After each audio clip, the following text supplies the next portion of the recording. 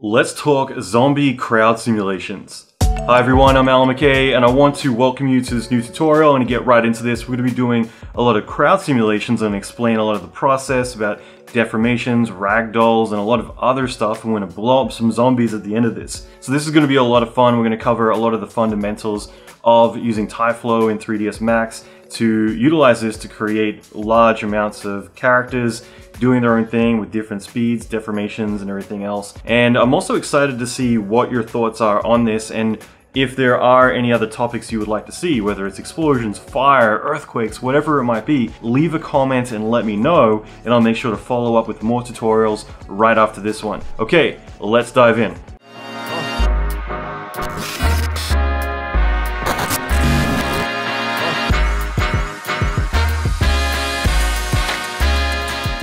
Okay, so real quick, before we begin, we all know that I'm a huge advocate of learning new skills online. And I also think there's no better way to get up to speed fast than on-demand training. So for this video, I've teamed up with Skillshare to bring you the opportunity to sign up and get instant access to their platform. So I've created a link right below this video that will give you an entire 2 months access to their platform entirely free. Me personally, I love Skillshare for how quickly you can get up to speed on new subjects, as well as specifically visual effects, video editing, programming, and so much more. There's loads of topics on Houdini particles, Maya, even real-time particle effects inside of Unity and other platforms. So I really like this as it's a chance to fill in the gaps in your knowledge fast by having loads of different courses specifically designed for creatives like you and I. So you can sign up right now with the link below this video and get instant access to hundreds of courses, and you'll receive a free 2 month premium membership, which at the end of the trial you can decide if you want to sign up, or if it's not right for you, no problem. So click the link below right away and take full advantage of this offer. And also, as Skillshare sponsoring this video, it's a great way to support this channel and ensure I can keep creating future videos for you just like this one, while also growing your knowledge and getting access to limitless amounts of courses on Skillshare's platform. So click the link below to sign up for the free 2 month premium membership right now. Okay, so let's talk crowds. What I've got here is an animated character rigged up with Character Studio's biped, and this is just a simple character walking along doing its thing. You can tell it's motion captured because the hands aren't doing anything. And alright, so if we go into the modify panel here, we got a skin modifier applied, and so here is all of the bones that make up the character. So that's just pretty much what we need. We just need a character here deforming based on that bone structure, and so all we need to keep looking at is the character itself. So I'm just going to hide everything else. I'm going to use hotkeys just because I'm hoping you know how to hide stuff. Now, the character animated here deforming using the skin modifier is all we need for our system. Now, the way that crowds work is, on the most simple level, we have a position and rotation. So I've used massive, I've used simple scripts, I've used particle systems, I've used every type of crowd simulation tool out there, whether it's Golem or whatever new stuff comes up. It's always the same in terms of you have a point moving along a surface which has orientation. And from there, it's more about behavior in terms of what that decides to do, as well as what animation it decides to do on top of that. In the past, you might have just rigid, static, referenced animation. In other words, just this is point cached out, it's attached, it's running along doing its thing. These days, it's a lot more common to have dynamic meshes where it has a skeleton underneath, and that skeleton is able to adapt to the terrain. So as it runs uphill, the feet will slant up and it'll compensate by leaning forward a little bit. So Endorphin, a lot of tools like that will tend to do more dynamic meshes, which will allow you to get really interesting results, as well as doing ragdoll, stuff like that. What we're going to do here is going to be really simple. It's just going to be a static mesh in the sense that the walk cycle is just calling the animation loop. And then we're going to turn it to a ragdoll later on to have it fall over and be dynamic. Now, you can get a lot more advanced with the process here in terms of calling different animations based on different behaviors or triggers. That's something I might get into later on. For me right now, I've got a flight I've got to catch, and I'm just trying to get this done. And then I'm going to come back probably next week, and there's a additional one I want to do, which is going to be really interesting to do with electricity and other stuff, all causing the characters to react to it as well as be affected by it. So in the beginning, we got this character walking along doing his thing. The other thing I want to mention is that you can either have a character walking on the spot, in other words, a walk cycle, or in this case, we actually have an animated behavior.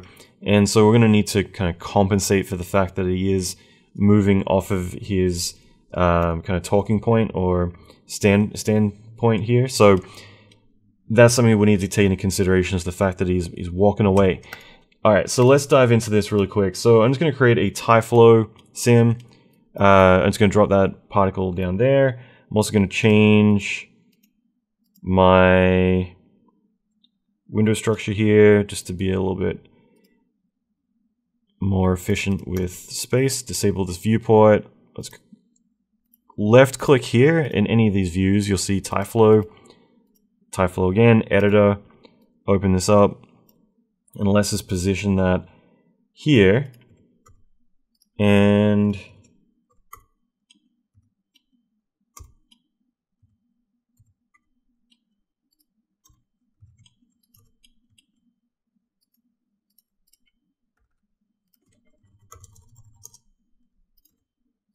all right, so we got this guy going, and what we'll do initially is we need to emit a particle onto the surface. So I'm just going to create, I'm just hitting tab. You can either go down here or hit tab and type in birth, which is the same as dragging this guy out. And I also need a position object because I need to define where to place this particle. So right now we've created a birth, and I just want it to emit one particle. So total of one particle at frame 0. Okay, so that's going to give me one particle. You can see it's created, it isn't defined yet, so it's just doing it at 0, 0, 0. So position object pick, we choose this flat plane. Now we can see that that is the particle. So the next step that we'd want to do is give it some behavior, make it move around, do whatever. But let's just jump ahead and get this set up to use this character. The way that we're going to do that is with a Ty actor. So we go into create helpers, TyFlow. We go Ty actor, drop this in the viewport. Now the position of where I'm dropping it actually matters, so I'm going to need to reposition this in a moment. But for now, I'll just throw it anywhere because it actually calls that position. I'm just going to hide these helpers really quick. Okay, so anyway, I'm just dropping it in. I'm going to pick my zombie, and now is referencing the zombie, and the zombie is referencing the bone structure and everything else. So there's definitely a recursive or hierarchical relationship that it reads in. So I think it's just important to understand that TyFlow is going to look at this actor is going to look at this character is going to look at its bone structure for the animation and everything else, and it's all reading all of this in to make a particle. So initially, I'm just going to position this on the character. So I'm just going to click a line, click the character, make sure it's on pivot, and in this case, it's not going to orientate it exactly where we want, so we're going to need to reposition it in place. And that's partially just to do with the skinning setup. So you can see that the animation got offset, so we need to compensate for that. So if I were to do this, just turn off the skin, center it, also do the alignment as well, then we're good, but then just turn the skin back on. So like I said, we're still going to need to reposition it, but all we've done so far, create a TyFlow, Ty actor, and I've chosen the zombie. Now, what I want to do here is, let's just send this out to a new event. The reason for that is just, if I want to create additional systems, I'd rather this be the placement, and then we have the actual behavior. So all I'm going to do is do a send out. And I do this all the time with all my setups. It's just a way of saying that this whole thing creates the particles, and then this here is going to be the behavior. So as you can see, I brought in an actor node, and the actor node is just like a shape instance. As you can see, we can bring in multiple ones. I'm just going to have one. I'm going to click on my Ty actor and then link this here. So now it births, positions it, and then instantly sends it out into this new node. And this new node automatically has created our guy. Now, as you can see, there's an offset between where he is and where the original position was. So I need to move this actor into place so that way it aligns properly. Probably the easiest thing to do is to align it again, but this time choose center. And that's going to help get it closer to where it needs to be. And then we'll move it down onto the ground. Just switching viewports a little bit. But you got to picture this like it's a particle on the ground. And this is why sometimes it's good to have like a T-pose for the first frame, and then you can do all the alignment there, and then it jumps into the animation. At least that's typically how we're doing all of our crowd sims, although we're not using TyFlow for that. So got this guy going along. Right now we don't see any animation, which is fine, and that's because we're telling it to reference this guy, but we're not actually getting it to do anything yet. So one of the key things that we want to do next is I'm going to set up the behavior and everything else here. So I'm going to click rig particles and we'll do all that. But before we do anything, I'm going to go and bring in another actor, this time the actor animation. Now the actor animation allows me to reference different animation. Now anyone who's worked in video games knows that typically you would have a character with, let's say, 300 frames of character animation, but then you would define specific segments of what is that behavior. And it's kind of the same thing here, where we would define like frame 0 to 50 would be a walk cycle, 51 to 100 might be a death animation. And we're able to set up all these different behaviors and then trigger them based on whatever we want. So right now we just brought in the Ty actor. We've got a bunch of stuff in here. Right now none of this is too important because we need to actually go back to our Ty actor, and we need to set up the animation. So again, we haven't done anything so far. We just have static character, but we can see that he's working. You can see that there's dots representing particles, so it's reading in the rig. So all of that's good. It just doesn't know what to do with this character yet. So if we go down to animation, we can click add, and here we could set up whatever we want the animation to be. So I think that let's say 0 to 160 will be the animation, because he starts to slow down at that point, so I'd rather kind of cut that off. So now we've defined this first animation cycle, anim001. So just to really concrete this, I'm going to say walk anim, and now this guy isn't working anymore because we need to reference whatever that is there here. So walk anim.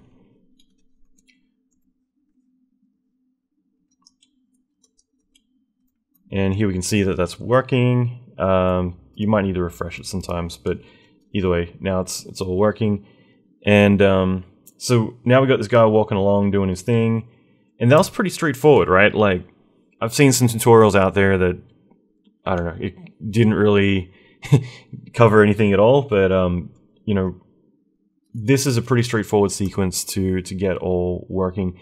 And the whole idea is that now we've got a character who's we're referencing the deforming animation, everything's working correctly. Now if we wanted, we could have multiple walk cycles. For this case, we've just got one animation.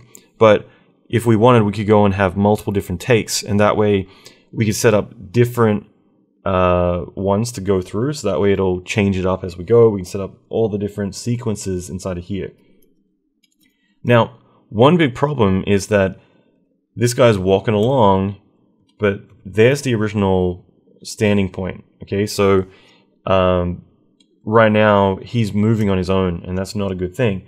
So we need to go into the miscellaneous, hit that, and that should, yeah, lock him to the point. So this is important for a few reasons, and that is that now he is walking on the spot. Okay, and I wanted to point this out too because now this whole offset is pointless because it's recentering everything for us. So hopefully that makes sense. Like before, it's just referencing an animation, but by turning on this checkbox, this now actually recenters everything. So you mightn't always need to do this. It really depends on how your animator animated your stuff.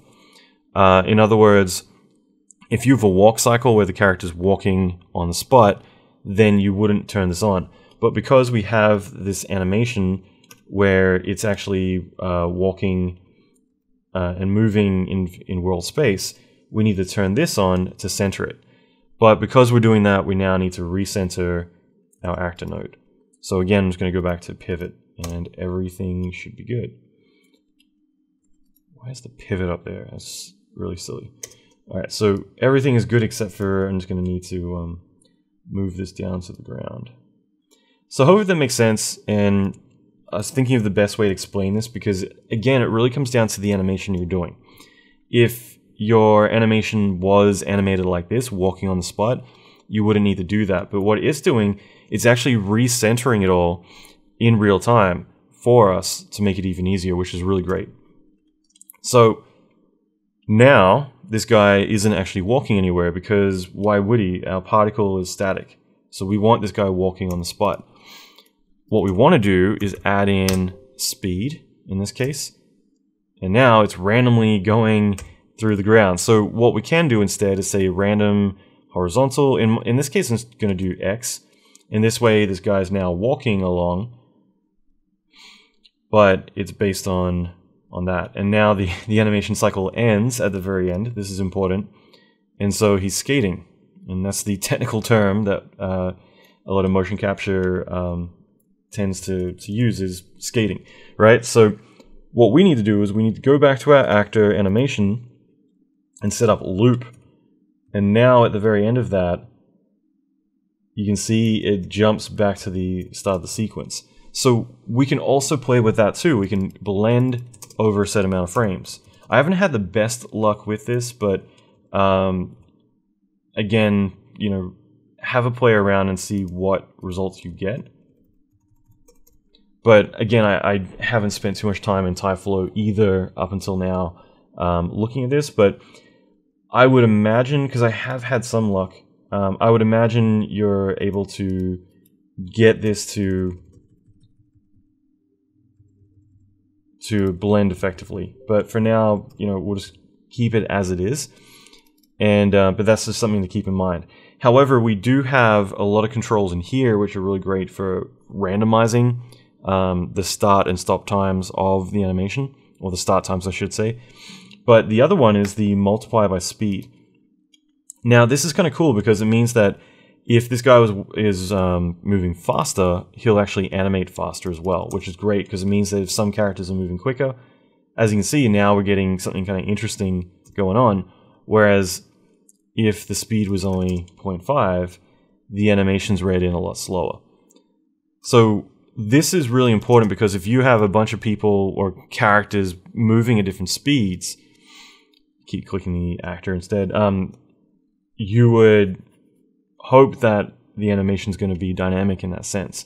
So already that's one thing that the playback speed you're able to offset dynamically based on the speed of the character if you have this on. Now, if they're all moving the same speed, you might as well keep that off. But it is something worthwhile keeping in mind, so that way as the character's moving along, you can set like how quick or how slow it is, you can cap that. So I think in general that's really important to know about. Okay, now I'm going to go back into my Ty actor, and I'm actually going to set the start of the sequence to start around 10. And that way it's not going to ease into walking, we're going to actually just get this kind of already starting. So I'm going to try 35.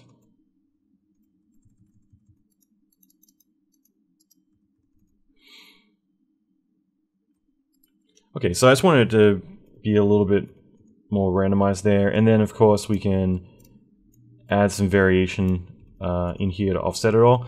Now that doesn't really matter too much because we just have one character, but what if we added two? So I'm going back to my birth and I'm adding a second character.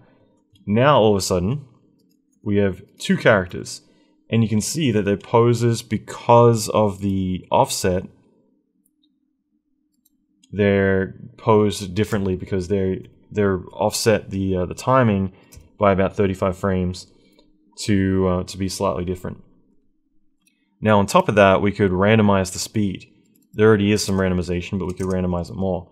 So one person could move a lot quicker, the other one a lot slower, and because we have the multiply speed by velocity, this really helps us get different speeds. So one person's walking, this guy's walking slower than this one, for instance.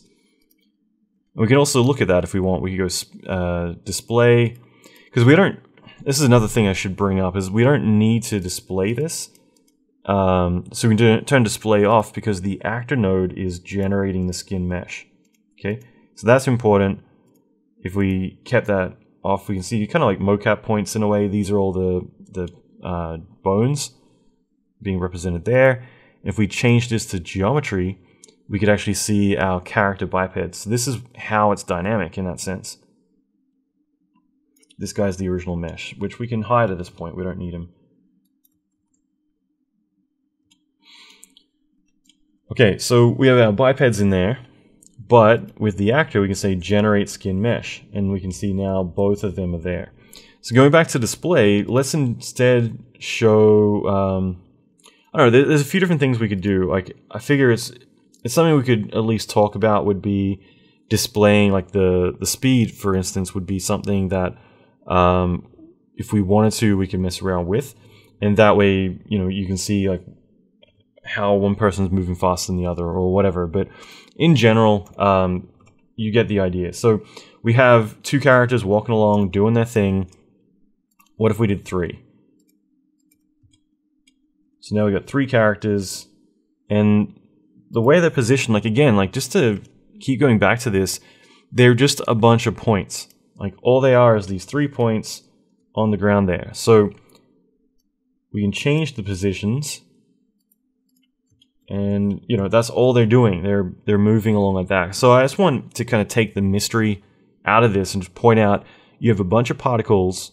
They're not even attached to a surface or anything. So you add wind or whatever to it, you know, that's what's going to happen. So you know, they're just going to blow away. So I think this is important just because as we get further into this, I could do like a find target and have them actually attracted to something. Now, for those of you who are a bit more old school, you might remember I did like some crowd stuff with tanks back in the day, which is really cool, and that's something I'm gonna be doing something similar to pretty soon. But having like tanks driving over terrain, using particle flow, that sort of thing, and you can do some really interesting stuff. Now I'm going to turn off the actor and actor animation. We'll turn display back on. I'm going to make these large dots. So here we can see we have particles moving to the center.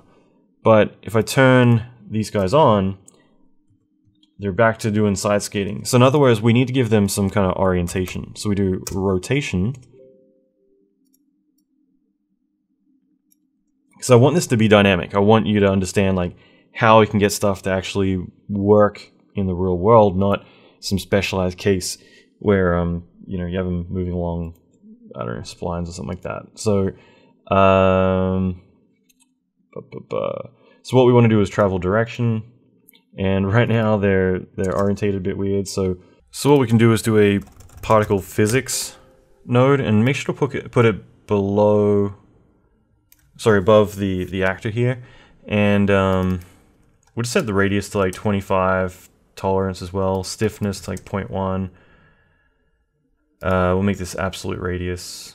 Where's it? Scale radius.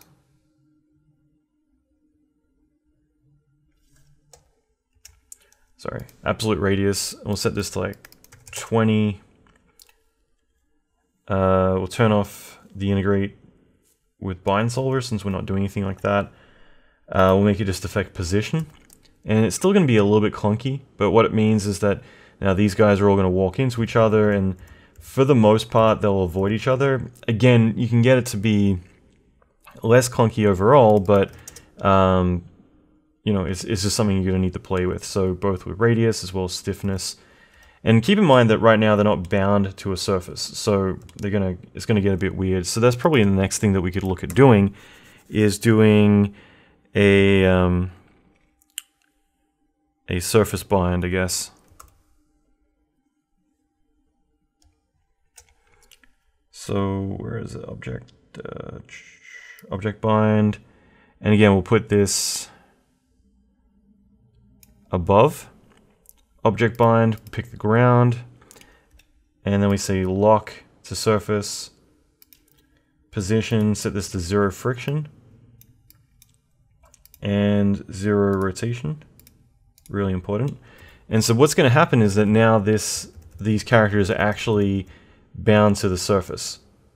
And that's just going to help, again, like I just kind of jacked up the particle physics here, but this is just to demonstrate now they are locked to the surface. So you can get these to interact like this. Again, we can make it smoother through playing around, but for now, you know, I'm going to turn this on. I'm going to keep the stiffness quite low, the radius a bit more forgiving, but in general, this would be a way that they can all avoid each other to some degree. But we can make it a larger radius. I mean, if you turn on draw shapes, you'll get the general idea. Like, these are all the joints. So now it's kind of using that as its bounding box. So you could definitely say, keep away from me, and expand that to be quite big. But like I said, I'm not too focused on that with this. I just want to get something where they're all walking around doing their thing. So that being said, you know, I don't want to use the fine target. I just want to kind of point out, like, these are just a bunch of dumb particles. And so I'm going to go in here now, and let's just expand the length of it here. So we got something like that to work with. Now, keep in mind, this is my emission object, so I'm going to create now a ground plane. Let's just give this a few segments. And the whole idea of this is I just want to have something that I can actually use as a collision object. I'm going to make the emission object slightly higher. So I just lift it off the ground a little bit, but I'm going to go back to my object bind, and I'm going to remove that plane and add the object. So that way they're bound to the collision object instead. We can hide that sphere. Okay, so that's the general idea. Now we got these guys walking along doing their thing. I want to go back to using just like 3 of these guys for now. And make it a bit tighter, just for the sake of having something that's fast to work with, because I want this to solve fairly quickly. But we got these guys walking along. I got to play with when the animation starts and stops. I want to smooth that out later on. But in general, we got something working pretty well. What I want to do is make this a bit more interesting. Let's actually make these guys ragdolls. And that way we could have an explosion or something, and when that happens, it sends them all flying. Man, that animation's stiff.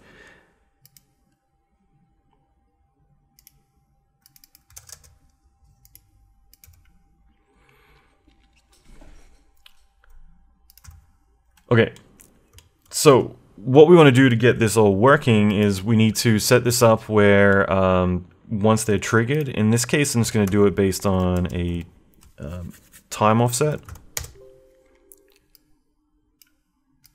It's like 10 frames in. Let's have them all go to a new event. So far we've just set up the basics here. So in fact, sorry, let's move the time test into a new event, and with our actor we'll set up all the properties. So these are calling the animation and everything else here. However, the actor is now going to path into this new event, and this new event is going to be all the characteristics that make up our character.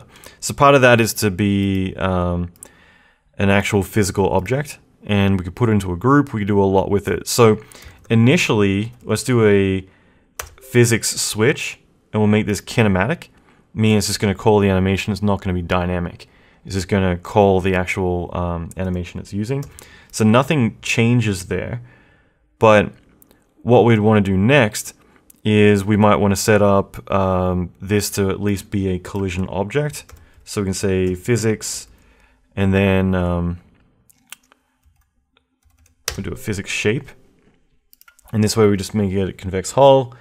Nothing too interesting in here that we have to really worry about too much.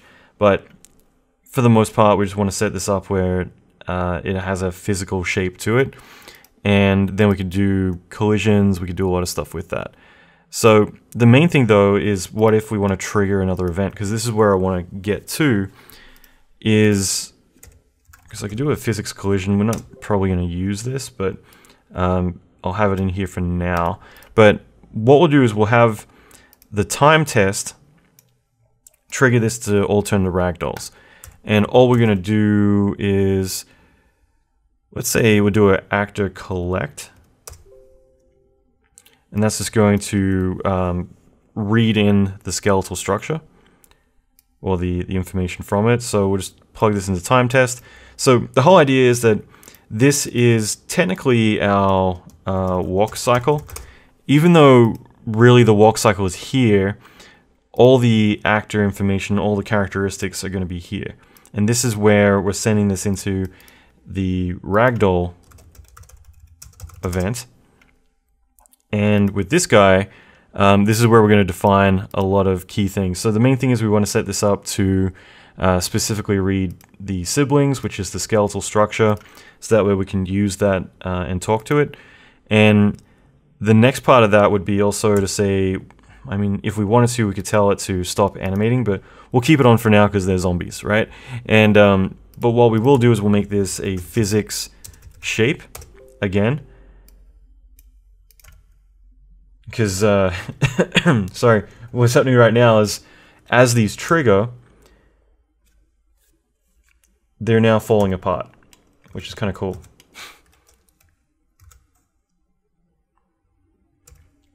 But we want this to stay together. And so what we can do is we can do a physics bind. And this will allow us to create our ragdoll effect. So part of the whole thing here is to set this up where instead of using glue, we'll set up so it reads the joint information. And we'll probably want the joint information to be a lot less, like let's just drop these to 1,000, something like that. The key thing that we want to set up is going to be down the very bottom here. We want to enable the actor bindings, really critical. And we want these to be set by closest. Let's just see what we get. So now we got them falling over.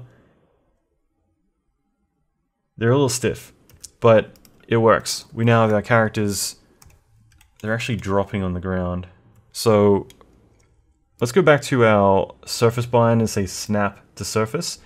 This way it makes them sit on the surface. And now we got these ragdolls doing their thing.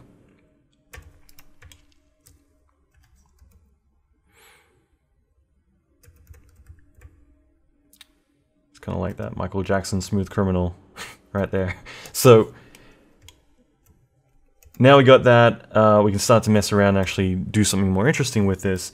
And we have full control. So with the bindings, oops, here, the bindings, we can control how rigid they are. Like we can set a lot of limitations here. I'm not going to get heavily into it this time around, but down the line when we're doing something a bit more interesting with this, we can definitely play around with it and either make him really, I'm trying to think of something other than saying ragdoll-like, but it is essentially that, like really limit or free up like how controlled they are. I want these characters to be quite stiff for now.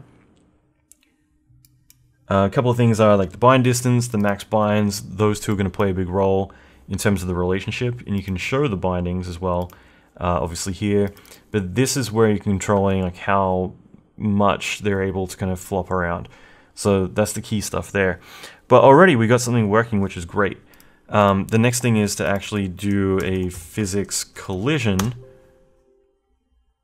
because technically they're colliding with the ground being the origin space. So it might be good to set this up to collide with the physical ground.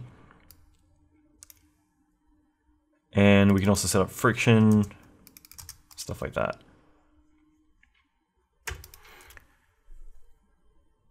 Now, there's definitely more we can do here, but let's make this a bit more interesting.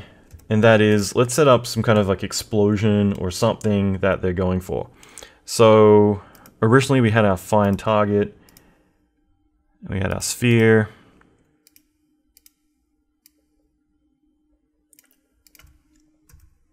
Let's get rid of the animation. We're just gonna have the sphere. Now, as they get, we still have that time test turned on, so let's turn that off. Now, as these guys get closer, we can have them, when they get to a certain range, the whole thing blows up and kills them. And I think that'd be really fun, right? So let's do that. I'm gonna go through this kind of quick because I've put out tutorials on this before, and you know, I cover a lot of stuff inside of my mentorship, live action series, stuff like that. So I mean, there's just plenty of stuff in here, but I'm going to go through it really quick. Let's set up like an interesting explosion. So let's forget about all this for a moment. I'm going to go back to our sphere. I'm just going to do a birth, and let's set this to be at frame 25. Let's say, I'm just going to have this emit one particle.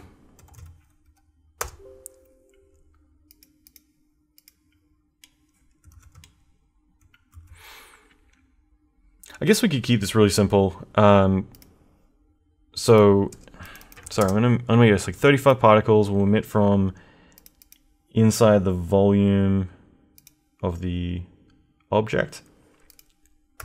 And I'm also going to, just for the sake of keeping this simple, I'm going to just go into Modify Panel, make this a hemisphere, and that way we just don't have any bottom to it. Okay, and from here,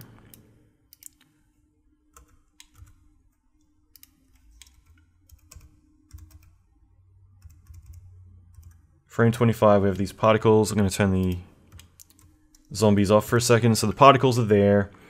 And let's just do...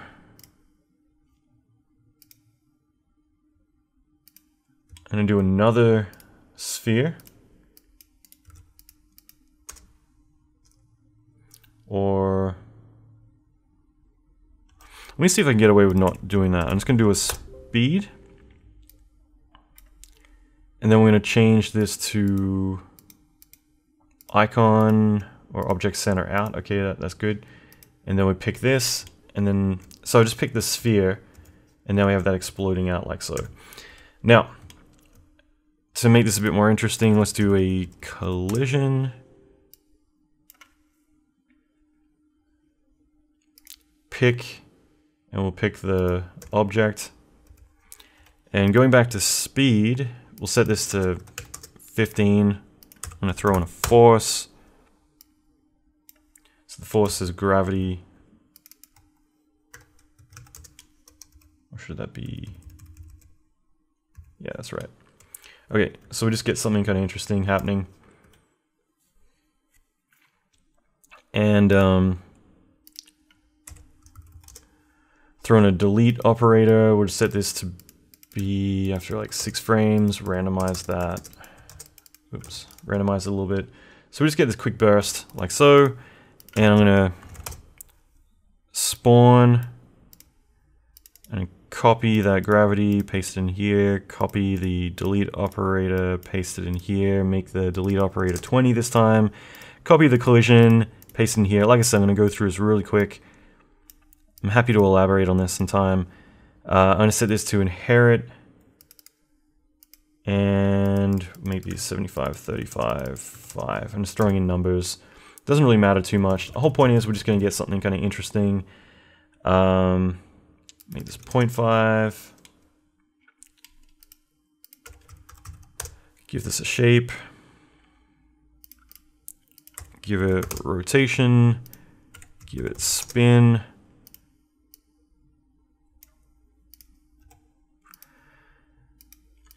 Make the spin based on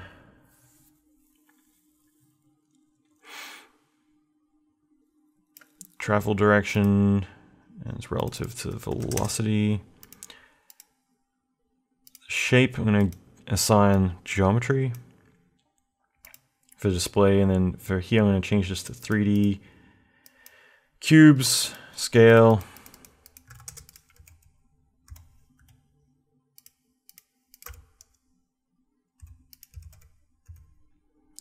Turn off the display there. So with the spawn, I'm going to randomize this even more, and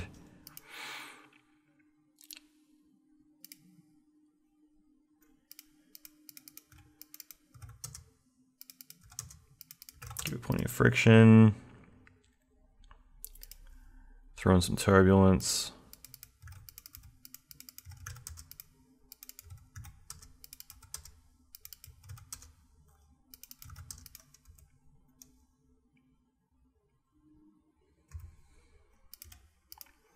Delete operator, will make this 60 frames.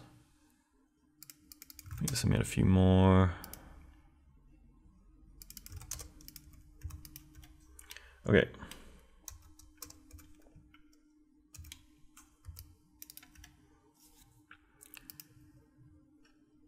Gravity.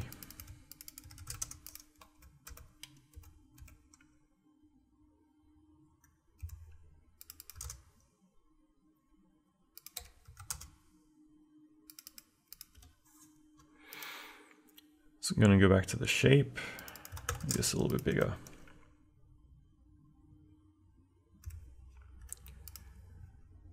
Speed 20, give it a lot of variation.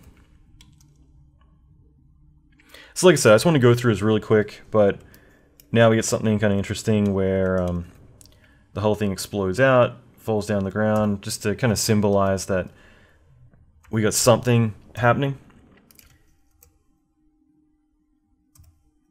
And I might do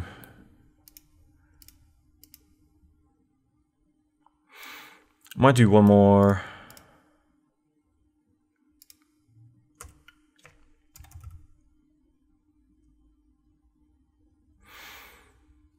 Just trying to think of the best way to do it. I'm just going to keep it simple. So speed, I'm going to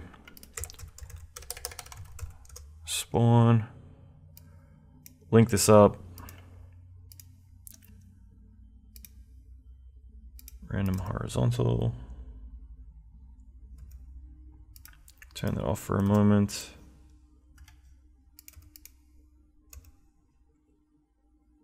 Make sure the spawn's below the position. I'm gonna duplicate this whole setup pretty much. Oh, slow.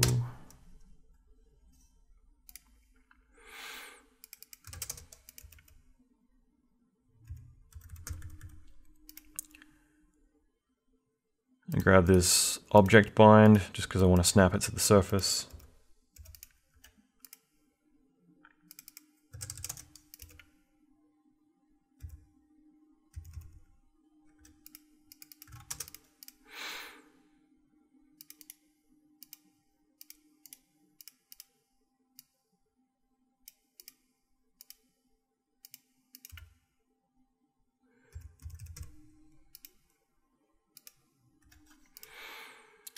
So with object bind, I believe you can offset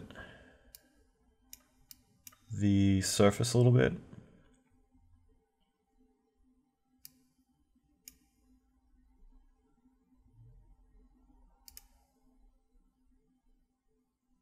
Pretty sure you can, but I'm not gonna spend too much time looking.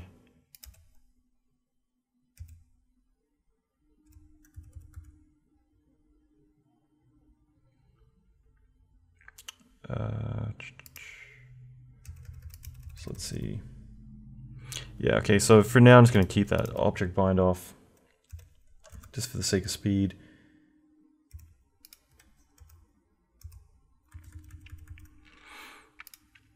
And instead, I'm going to copy and paste the original position, so it's actually going to reposition this. And I'll just do it on the pivot, so it's going to give me something similar.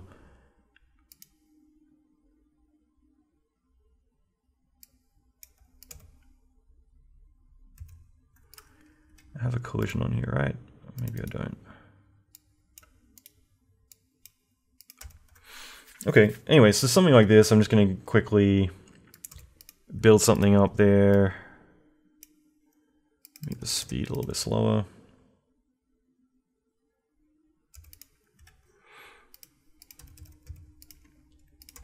So the whole point is they're walking towards this this sphere, and then it explodes. And that's like the general idea of just what we're going for here.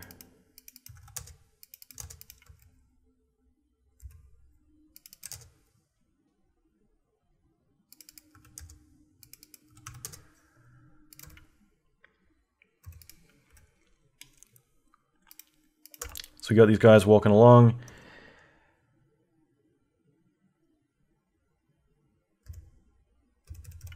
And then the whole explosion takes them out. So at that point,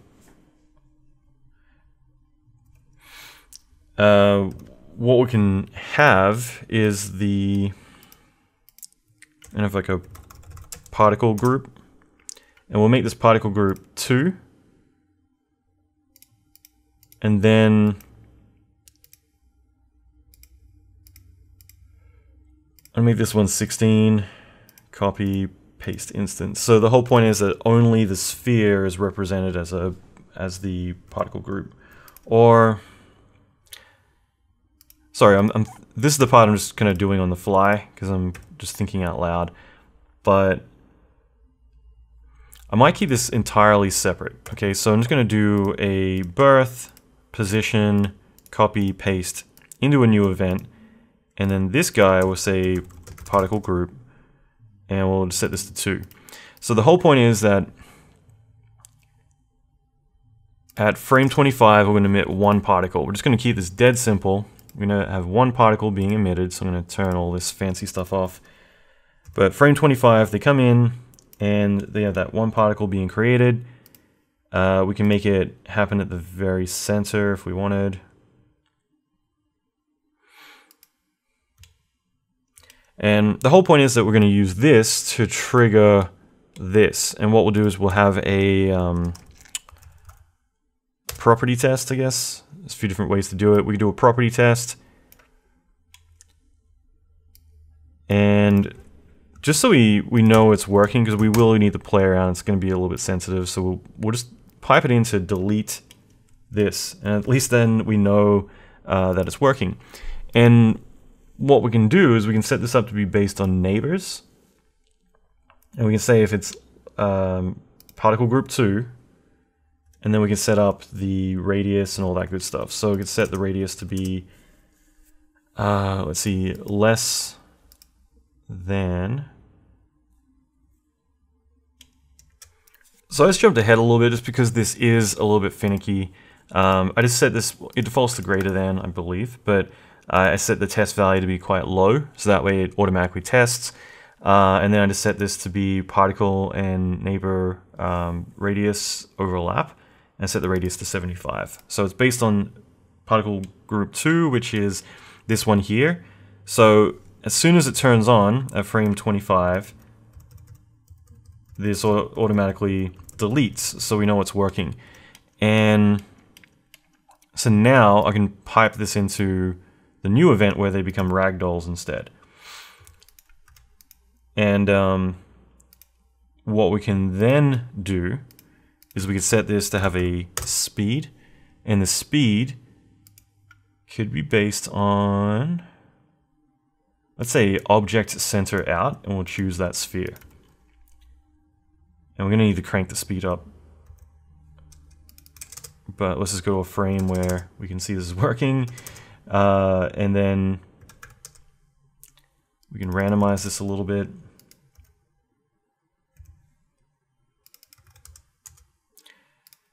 And I believe we've given mass to this. Maybe we haven't. Okay, so let's give this some mass.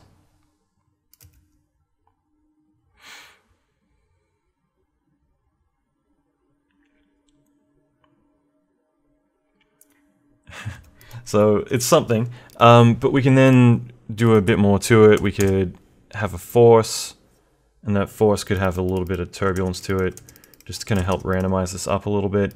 The speed itself, we could set the divergence to be, I guess the divergence doesn't really matter because it's an omnidirectional thing. But this is something where we could kind of toy around with like how it affects it as well. So there's definitely, things we can play with. Because I feel like right now it's kind of the angle of it and the way it's doing it is just pushing it all directionally away. So, adding more gravity, spin, things like that could definitely help. So we'll throw in some spin as well and set this a little bit higher. Maybe that will help.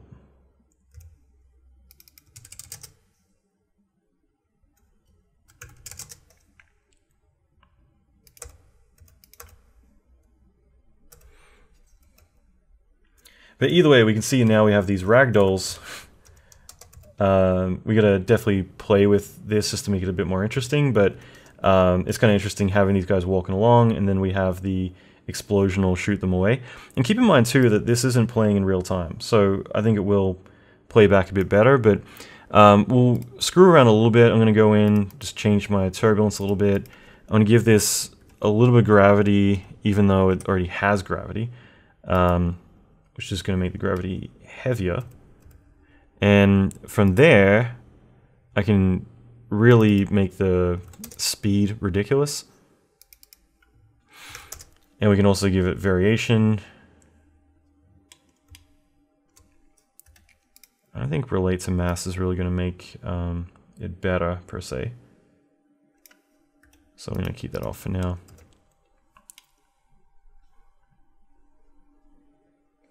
So this is a bit silly, but I mean, we can definitely play around with it, make it more interesting. But I like the fact that they're still stiff. It's not like a ridiculously stupid ragdoll. I'm going to run a preview of this. I'm also going to add in more zombies, just to make this a bit more interesting. Part of that, though, is that I intentionally want to make the area not affect all of them.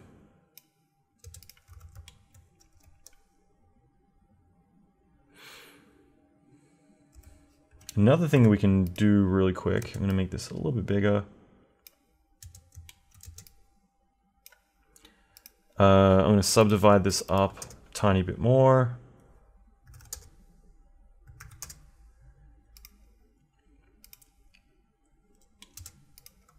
And I'm just going to delete the area closest to the sphere, just so that way I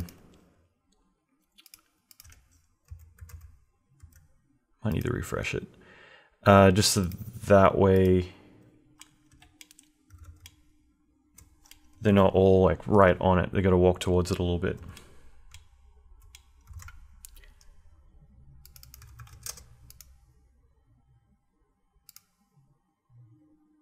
Okay, now the software I'm using doesn't do the best job at playing back videos, oddly enough, so this may play back a bit choppy, we'll see. So hopefully this plays back smooth enough. You kind of speed up towards the end, it's kind of funny. But I mean, overall it's looking pretty good. The one thing is that it's kind of weird that they all keel over and die after the explosion, so we're going to set this up to only live for like 3 frames. And that way there won't be any radius for it to detect as it gets closer. Other than that, I'll turn off the display.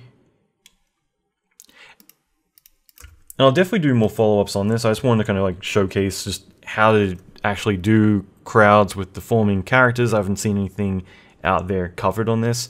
And I've been doing a lot of this for a couple of projects recently, so I thought it might be fun to kind of touch base on this.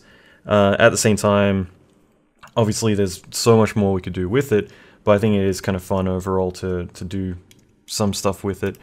And obviously, you know, we can crank this up. We can get kind of crazy.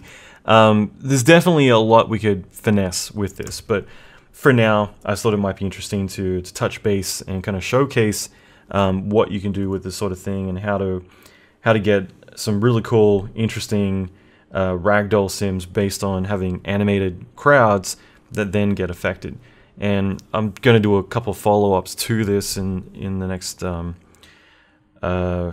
Once I got to go to Vegas for a conference, but when I get back from speaking at that event, I'll probably jump on board and do a few more of these, because there's one specifically around electricity that I had done minus the crowd part.